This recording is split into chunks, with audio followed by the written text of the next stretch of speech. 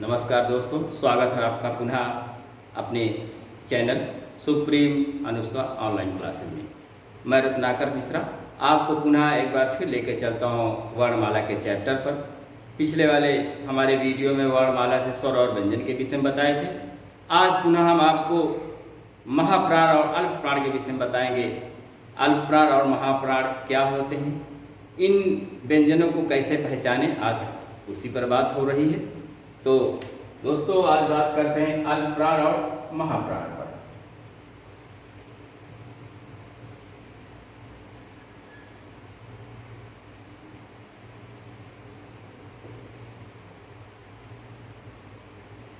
महाप्राण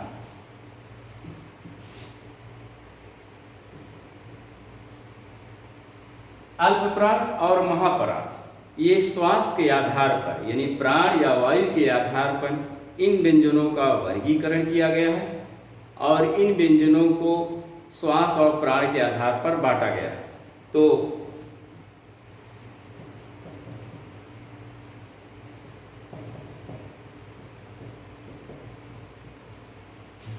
वायु,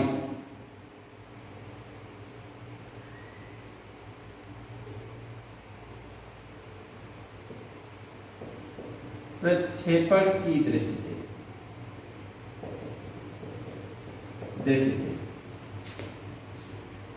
व्यंजन दो प्रकार के हैं, जिनमें से पहला अल्पप्राण और दूसरा महाप्राण। प्राण और वायु का यह तात्पर्य होता है जब किसी भी व्यंजन का उच्चारण वायु की मात्रा कम आधार पर होती है या वायु की मात्रा अधिक बढ़ जाती है उच्चारण करते समय, तो ऐसे व्यंजनों को ही अल्पप्राण और महाप्राण कहा जाता है। प्राण का यहाँ तात्पर्य श्वास से और वायु से लिया गया है।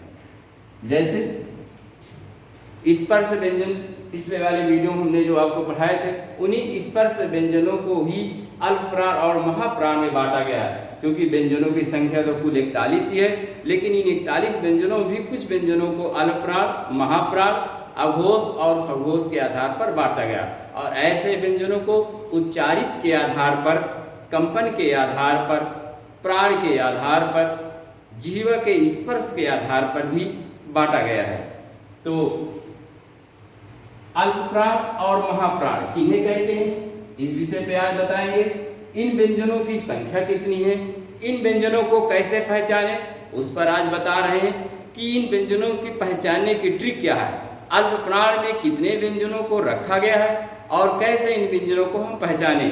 लगभग इससे एक या दो प्रश्न इस अल्पप्राण और महाप्राण से आते हैं और इन एक दो प्रश्नों को हम अपने इस ट्रिक के माध्यम से आसानी से हल कर सकते हैं। तो अल्पप्राण और महाप्राण की बात करते हैं। अगर प्रश्न आ जाए कि श्वास और प्राण और वायु प्रक्षेपण की दृष्टि से व्यंजनों को वर्गीकरण कितने प्रकार से किया गया है, तो आप निश्चित रूप से ऑप्शन 2 लगाएंगे कि वायु और प्राण और श्वास के आधार पर व्यंजनों का वर्गीकरण 2 प्रकार से किया गया है और वो 2 प्रकार अल्पप्राण और महाप्राण के नाम से जाने जाते हैं।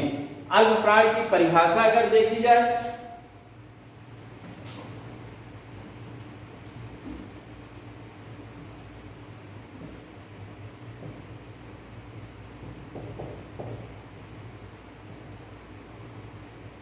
अल्प का मतलब होता है कम या थोड़ा। प्राण का यहां तात्पर्य पहले होता है श्वास या वायु, अर्थात जिन वर्णों या व्यंजनों के उच्चारण करते समय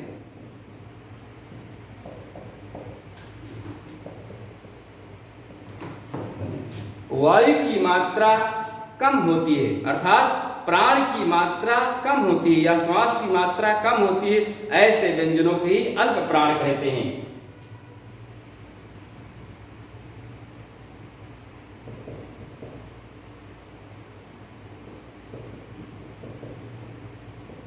कम, ये तो परिभाषा रही। अल्प प्राण की एक साधारण परिभाषा है कि जिन व्यंजनों को उच्चारण करते समय हमें वायु या प्राण या श्वास की मात्रा का कम आभास होता है, तो ऐसे व्यंजनों को हम अल्प प्राण के नाम से जानते हैं। वहीं इसकी एक वर्गीकरण की परिभाषा है कि इन व्यंजनों को पहचाने कहें तो कहा जाता है स्पर्श व्यंजन, जैसे हम आपको बता रहे थे, स्पर्श व्यंजन जिन्हें वर्गीय व्यंजन कहा जाता है। वर्गीय व्यंजनों की संख्या पिछले वाले वीडियो हमने 25 बताई थी। इन्हीं 25 में ही अल्प प्राण और महाप्राण को हम समझाएंगे और इन्हीं वर्गीय व्यंजनों के आधार पर वर्गीय का तात्पर्य, जैसे हमने आपसे कहा का वर्ग के अंतर्गत 5 वर्ण आते हैं, का, खा, गा, घा और अंगा, ये व्यंजन आ गए और इसी आधार पर हम अल्प प्राण को समझाएंगे।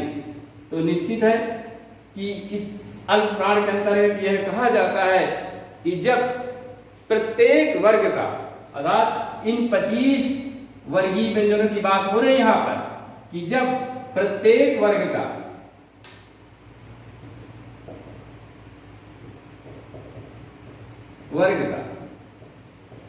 पहला, तीसरा एवं 5वां व्यंजन अल्प प्राण होता है।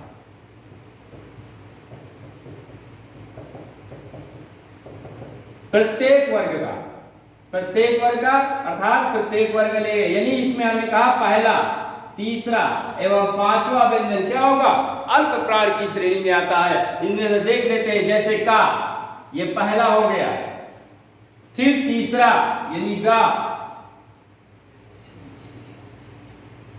और फिर उसके बाद 5वां व्यंजन यानी अंगा। ये कौन से हैं, ये अल्प प्राण की श्रेणी में आते हैं। और दूसरी बात, ये पहला, तीसरा एवं 5वां व्यंजन जो है अल्प प्राण होता, वहीं इन व्यंजनों में हकार ध्वनि नहीं होती। हकार ध्वनि का मतलब होता है जिन व्यंजनों को उच्चारण करते समय हा ध्वनि निकले वो अल्प प्राण नहीं होते, और जिन व्यंजनों में हकार ध्वनि निकलती है वो महाप्राण होते हैं। तो देखिए, का, गा और अंगा में हकार ध्वनि नहीं है।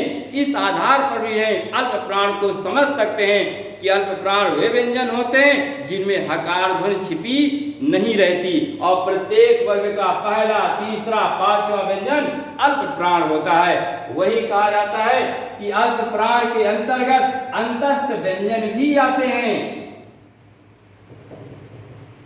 अंतस्थ व्यंजन भी अल्प प्राण होते हैं। और अंतस्थ व्यंजन कौन कौन से हैं? अंतस्थ व्यंजनों की संख्या 4 बताई गई है, या, रा, ला, वा। इन व्यंजनों में भी हकार ध्वनि नहीं छिपी हुई है, अर्थात अंतस्थ व्यंजन वे व्यंजन होते हैं जिन व्यंजनों को उच्चारण करते समय श्वास की मात्रा कम पाई जाती है या श्वास की मात्रा कम होती है, ऐसे व्यंजन ही अंतस्थ होते हैं। यही कारण है कि अंतस्थ व्यंजन को अल्प प्राण में रखा गया है। तो अंतस्थ व्यंजन में या, रा, ला, वा, ये 4 व्यंजन भी अल्प प्राण होते हैं, यानी अल्प प्राण की श्रेणी में आते हैं। तो ये बात रही अल्प प्राण की। अगर इनकी संख्या पूछी जाए कि अल्प प्राण की संख्या कितनी है, तो यहाँ पर हमने टोटल वर्गों की बताई है कि वर्गीय व्यंजन कुल कितने होते हैं, 25। ये प्रश्न एक दूसरी परीक्षाओं में उत्तर प्रदेश अधीन सेवा चयन आयोग, उत्तर प्रदेश पुलिस, उत्तर प्रदेश दरोगा भर्ती में यह प्रश्न एक बार पूछा गया है कि अल्प प्राण व्यंजनों की या वर्णों की संख्या कितनी है कुल। तो आपको बताने गिन करके यहाँ पर हम बता रहे हैं, अगर प्रत्येक वर्ग से 3-3 व्यंजन ले लेंगे और 25 में यहाँ 5 करें, एक वर्ग में कितने हैं व्यंजन? एक वर्ग में 5 व्यंजन यानी 5 वर्ण हैं। और अगर 3-3 प्रत्येक वर्ग से व्यंजन या वर्ण को ले लेंगे तो 5 गुणे 3 यानी 15 हो जाएंगे। 15 ये वर्गीय व्यंजन हो गए, पहला, तीसरा एवं 5वां। और 4 ये हो गए अंतस्थ व्यंजन या रा लावा, कुल मिलाकर के 15 4 19।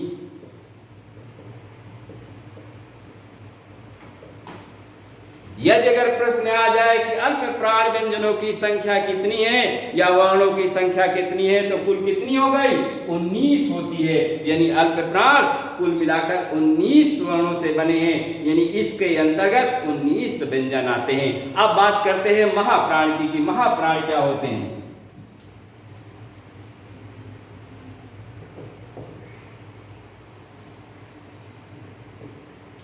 महाप्राण की परिभाषा, जिन वर्णों के उच्चारण करते समय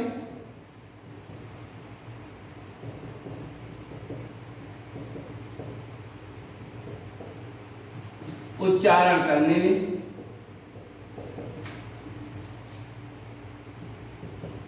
श्वास, वायु या प्राण की मात्रा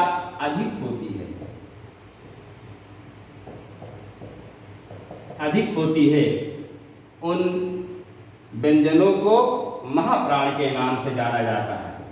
वही दूसरी चीज, महाप्राण में हकार धुन छिपी होती है, अर्थात हकार धुन।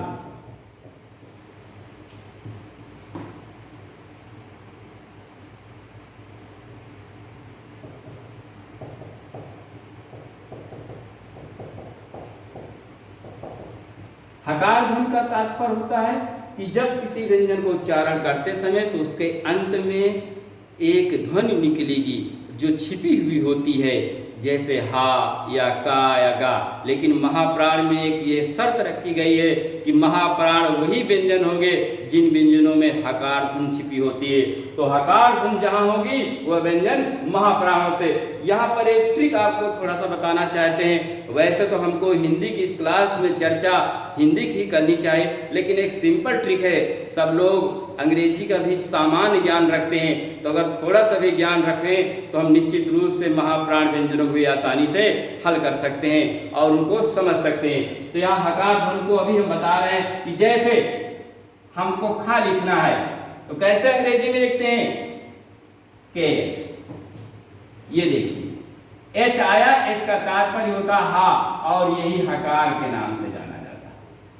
ये सिंपल ट्रिक है पहचानने की। हिंदी में कुछ ऐसे शब्द हैं जो अंग्रेजी टर्मोलॉजी से भी हम समझ सकते हैं, क्योंकि अंग्रेजी भी हमारे देश में थोड़ी बहुत जानकारी आजकल हर प्रत्येक विद्यार्थी को हो गई है, और हिंदी और अंग्रेजी को दोनों मिक्स करके पढ़ेंगे तो मेरा मानना है कि हिंदी के अधिकांश प्रश्नों को हम इस तरीके से भी हल कर सकते हैं। जरूरी नहीं कि हिंदी का पढ़ाने वाला टीचर हिंदी से ही पूरी प्रमाणित बात करे, लेकिन क्वेश्चन समझ में आना चाहिए, प्रश्न समझ में आना चाहिए, और हमारे संपूर्ण प्रश्न चाहे जिस विध से हल हो, बस केवल हमको 100% प्रश्नों को हल करना आना चाहिए। वही ट्रिक यहाँ पर मैं बता रहा हूँ। जैसे हम ककारा पढ़ते थे अंग्रेजी में कभी प्राइमरी लेवल पर, तो एक कखारा के माध्यम से हम यहाँ महाप्राण समझा रहे हैं। जैसे किन विद्यार्थियों को, अंग्रेजी माध्यम के विद्यार्थी भी या पुलिस दरोगा की परीक्षा देना चाहते हैं तो वो भी हमारे हिंदी की क्लास या हमारे वीडियो के माध्यम से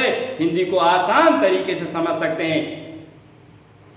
तो यहाँ पर हकार धुन की बात हम समझा रहे हैं कि कैसे हम पहचाने कि का है तो खा है तो एच आ गया, उसके बाद घा है तो घा में भी जी एच होता है। ये देखिए यहाँ पर हकार धुन आ गई। यही बात यहाँ पर बताई जा रही है कि अगर हकार धुन जहाँ पर होगी तो वो क्या होगा? महाप्राण व्यंजन होगा। अब इसके वर्गों की बात कर लेते हैं। कहा जाता है प्रत्येक वर्ग का दूसरा एवं चौथा व्यंजन, दूसरा और चौथा व्यंजन महाप्राण होता है। महाप्राण होता है। और वर्गों की बात तो हम आपको समझा ही चुके हैं। जैसे अब यहां पर हम चा वर्ग की ले लेते हैं। चा वर्ग में कौन कौन से आते हैं? 5 वर्ण आएंगे। चा, छा, जा, झा और ई। अब यहाँ पर दूसरे और चौथे व्यंजन की बात की गई, और छा में अगर बात की तो सी एच, झा में GH करके। तो ये चीज यहाँ पर आती है कि जहां पर ऐसी ट्रिक लागू हो तो प्रत्येक वर्ग का दूसरा और चौथा व्यंजन महाप्राण होता है। अब प्रत्येक वर्ग में दूसरा और चौथा व्यंजन को अगर ले लेंगे तो इन व्यंजनों की संख्या कितनी हो जाएगी? क्योंकि 10 बचे हैं तो 10 जो है वो महाप्राण के व्यंजन आ जाएंगे। यानी वर्गीय व्यंजन में जो 10 बचे हैं 15 तो अल्प प्राण में चले गए और बाकी जो 10 हैं वो महाप्राण के अंतर्गत है। इसके अंतर्गत इसके अतिरिक्त ऊष्ट व्यंजन भी महाप्राण होते हैं। ऊष्ट व्यंजन यानी संघर्षी व्यंजन और संघर्षी व्यंजनों की संख्या कितनी बताई गई है? 4 बताई गई है। और इस व्यंजनों के अंतर्गत तालव्य सा, मूर्धन्य सा, दंत सा और फा। अर्थात ये 4 व्यंजन ऊष्ट व्यंजन भी महाप्राण होते हैं और इन व्यंजनों में हकार धुन छिपी होती है। इसलिए कहा जाता है कि 10 और 4 जब जोड़ देंगे तो 14 हो जाएंगे। यानी अगर पूछा जाए प्रश्न कि महाप्राण व्यंजनों की कुल संख्या कितनी है तो आपको 14 बतानी है। ये देखिए, और महाप्राण किन व्यंजनों को कहा जाता है कि जिन वर्णों को उच्चारण करने में श्वास, वायु या प्राण की मात्रा अधिक होती है, ऐसे व्यंजनों को ही महाप्राण के नाम से जाना जाता है।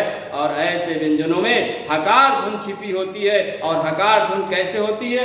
इस ट्रिक के माध्यम से जो हम इंग्लिश में आपको समझाए थे, अंग्रेजी में बताए थे, एच के माध्यम से, उस ट्रिक के माध्यम से आप हकार धुन को समझ सकते हैं और ऐसे अल्प प्राण और महाप्राण को समझ सकते हैं। इसके आगे नेक्स्ट टॉपिक हम अघोष और सघोष के विषय में बताएंगे कि कौन व्यंजन अघोष और सघोष होते हैं। स्वर तंत्रियों के आधार पर व्यंजनों का वर्गीकरण 2 प्रकार से किया गया है और 2 प्रकार के व्यंजन को ही अघोष और सघोष के नाम से जाना जाता है। स्वर तंत्रियों का मतलब होता है कंठ के जो अंदर स्वर तंत्रियां होती हैं जिनसे हमारी आवाज निकलती है। जब उन स्वर तंत्रियों में कंपन होता है तो कंपन के माध्यम से जिन वर्णों और व्यंजनों को उच्चारण होता है वही व्यंजन अघोष और सघोष के नाम से जाने जाते हैं। तो दोस्तों, अघोष और सघोष व्यंजनों को हम नेक्स्ट वीडियो में विस्तार से बताएंगे।